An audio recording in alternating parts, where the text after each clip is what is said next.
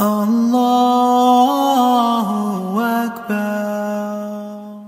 So let us see the proactive approach of the gender interaction. Okay, what are the guidelines for interacting with the opposite gender? The first thing, as Quran says, Allah says in Surah An-Nur that we have to keep our gaze lower, both men and women, when they are talking with the opposite gender. قُلْ لِلْمُؤْمِنِينَ يَغُضُّونَ مِنْ أَبْصَارِهِمْ. Shaitan will enter from eyes. So keep your gaze lower. G-A-Z-E. Keep your gaze lower. Okay. Yeah, you can smile. So now, what does it mean?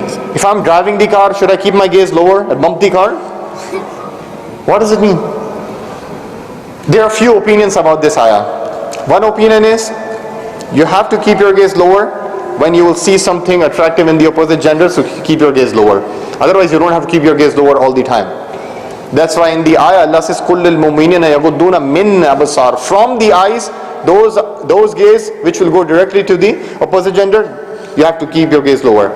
The second opinion is, though you can look at the opposite gender, as long as you are thinking in a positive way, as long as dirty thought comes in your mind, you have to keep your gaze lower. That's the second opinion also.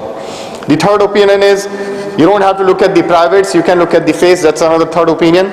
There are wide variety of opinion about this ayah, but the point is, there is a gender interaction guideline, and it specifically talks about the way you will look at the opposite gender. So when you look at the opposite gender, just make sure you're looking at someone's sister. Just make sure you're looking at someone's mother. Don't just look at as a piece of flesh walking by, so you can check everything. No, that's not acceptable. And that's actually what Prophet Muhammad advised with that young person also. So one thing is that have respectful gaze. Is this clear? Okay.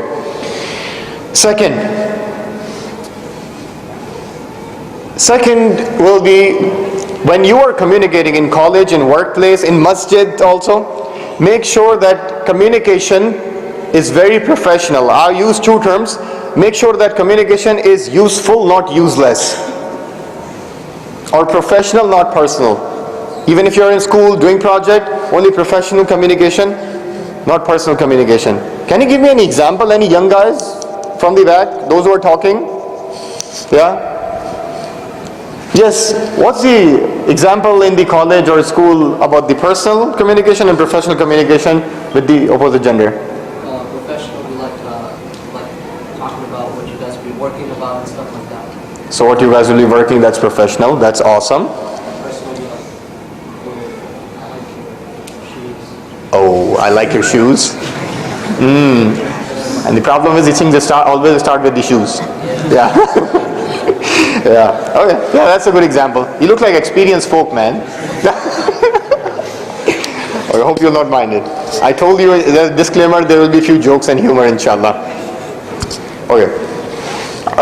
Any other example? So you are in college, you are in school, you are asking, can I borrow your pen? This might be useful conversation. But once you will take pen and you will say, wow, what a beautiful pen. Now this conversation is going to the direction of south, right? You cannot go further south from Houston, actually. In New Jersey, we can give this example. But anyway, so that's the second thing. Have a useful conversation, not useless conversation. And everyone can gauge when I'm taking the conversation in the different direction. Is this clear? Okay. The reason why I'm saying this, because we sometimes, as first group, the conservative group, don't teach our kids that it is okay to have an open communication and a professional communication. Especially when it comes to daughter, we say, astaghfirullah, you don't talk to guys. No, astaghfirullah azim. If you see in the Quran, Maryam alayhi salam is talking to the angel who came in a human form, and she's talking and she is just saying those profound words in a very confident way. Imagine if she would have been raised in that environment that you don't have to talk to the guys, astaghfirullah azim. Then how would she have said, قَالَتْ إِنِّي أَعُوذُ بِالرَّحْمَنِ مِنْكَ إِن كُنْتَ تَقِيًّا? How would he defended herself? So sometimes we have to teach our kids, both boys and girls, that it is okay to have a professional conversation, but yet not personal conversation. Is it okay? So that's the second thing. Third thing. What was the first thing, by the way? I don't know what happened to my memory. Oh, yes. Like keeping your gaze. Keeping your gaze lower. Second thing? Professional communication versus personal communication. Okay, third thing. Third thing is that avoid physical contact.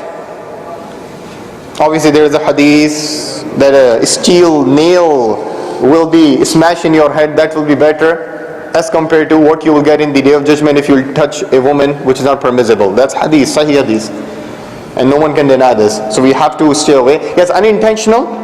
If you're standing at the grocery store, if you're giving money, toll plaza giving money, if unintentional touches, that's okay. But intentionally avoid physical contact. Obviously there is a big discussion in detail about shaking hands, right? How to avoid that, especially in the corporate culture, business culture, and so forth. So if you are interested, inshallah, I can tell you a few techniques after the program, but it will take the discussion in different direction. So third thing is avoid physical contact. The reason why I'm saying this because it's very common in the colleges, even though they are working in MSA. They will come and they will say, "Oh, give me high five." The guy and a girl. So this is not permissible. Even though you are discussing the jokes in Islamic lecture, that's not permissible. That's very un-Islamic. The third thing is avoid physical contact. And the fourth thing in the proactive approach is that whenever you are discussing something professional, keeping your gaze lower, but make sure you're not sitting in private. You are sitting in public place. You're discussing a project. Let's say your teacher have asked you and that sister, and he have put you into one project, but all the discussions should happen in a public place, not a private place. Because the problem is, there is a hadith when a guy and a girl sit in a private. Anyone knows that hadith? Third person is shaitan. Yeah, third person is shaitan. So when a guy and a girl, they sit alone in a room, who is the third one? The guy, right? Oh sorry, shaitan, right? The third one is shaitan. And you don't have to, just don't find this shaitan. You have to feel this shaitan. You have to feel that someone will whisper in your ears when you are sitting alone with her, to take the next step, take the next step. Let's try to joke around.